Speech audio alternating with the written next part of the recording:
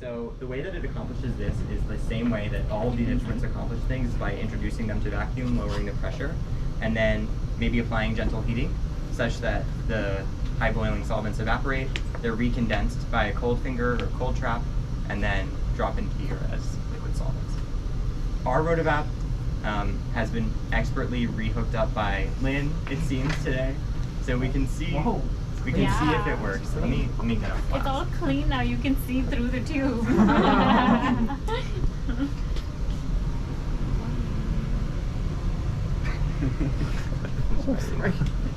So say this flask has your thing that you want to evaporate in it. The first thing you should do always is to start to cool down the cold finger.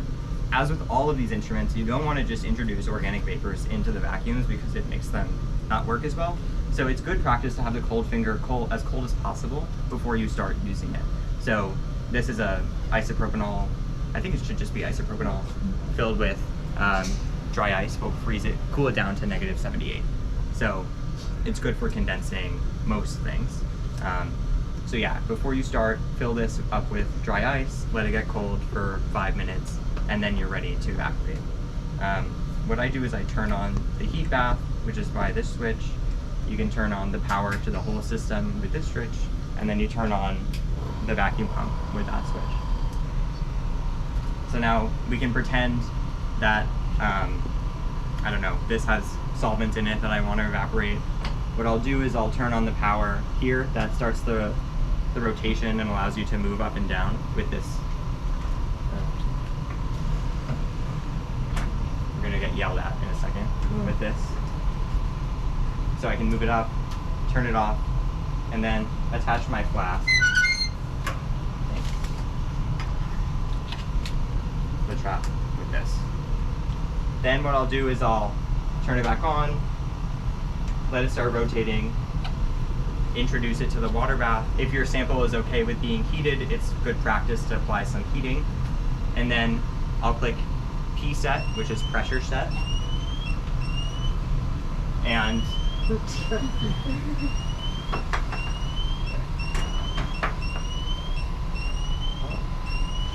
think it needs a second sometimes. I'll close all the way.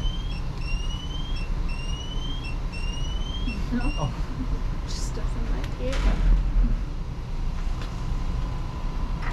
And then I'll click P set, which is pressure set, and I'll turn on the pressure that I want to use to evaporate my solvent. I don't know if these are still the pressures that we were supposed to use, but when I was doing organic chemistry, 600 millibar would be appropriate for DCM, 250 would be okay for hexane, 100 would be good for ethyl acetate, and 50 would work for methanol. I don't know what people do anymore. No, for the other solvents, I don't know. For ethyl acetate, typically you'll start seeing a small stream, maybe at 100, but you really need to go down to about like 65 to like, you know, get it like going, which our Rotovap currently will not go below 100. Methanol, you need to go lower than ethyl acetate. So typically like at least 60 and then like. So the Rotovap will look like this.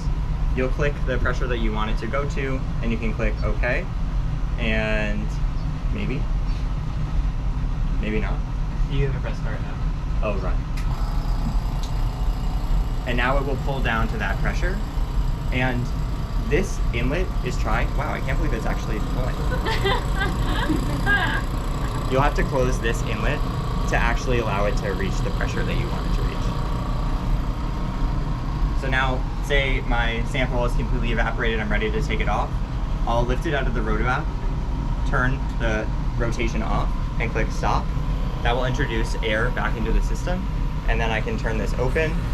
That will more quickly introduce the pressure, and then I can take off my sample, and it should be all evaporated. Good practice. When you're done with the Rotovap, you want to turn off the pump and the heating, and you can turn off the main Rotovap as well. And you should empty your solvents into the organic waste as necessary.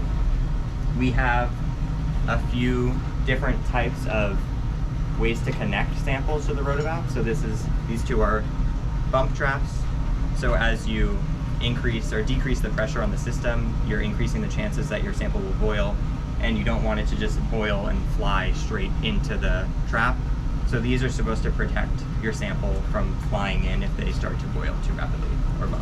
So we have one that fits 2420, 2440, and one that fits, what is it, 1220 next. And then we have this, which fits 20 mils scintillation wax. And I think that's it. Anything else, Lynn, that you can think of? No, yeah, that's all. Okay. Is something still on? What is that? I think it's the